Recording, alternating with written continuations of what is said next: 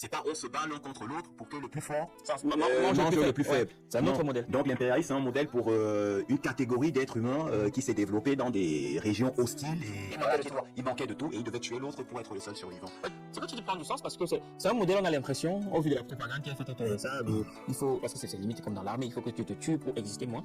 Et c'est un modèle que sans s'en rendre compte, on a tendance à vouloir répéter, oubliant qu'on peut vivre ensemble. Bon, le fait que je réussisse n'implique pas forcément le fait que tu disparaisses. Non, on peut réussir tous les deux, c'est ce que je disais, il y a assez de ressources pour tout le monde. Mais ça revient à ce que tu donc d'où faut tuer. Donc voilà les effets pour dire que l'impérialisme et le colonialisme n'ont rien de positif. Rien de positif. Ok, on va poursuivre. Autre chose. Dans ton livre, justement, tu dis, c'est dans la science que se trouve la providence. C'est dans la science que se trouve la providence. Qu'est-ce que tu entends par là? Pour ne pas te poser des questions bêtes après. C'est une façon poétique de dire que le savoir est une arme, tout simplement. C'est dans la science, je crois que c'est dans S1W, Secure the First World, que je dis. Oui, c'est dans la science que se trouve la providence. Donc c'est une façon esthétique et poétique de dire que le savoir est une arme, que c'est à travers les connaissances sciences. Quand je dis science, c'est pas forcément science technique, c'est dans le savoir, c'est dans la quête de connaissances, c'est dans l'érudition, c'est dans l'étude, l'apprentissage, la recherche, que se trouve le vrai succès et la réussite et la liberté qui permet à l'homme de se dépasser, de se transcender et de s'accomplir.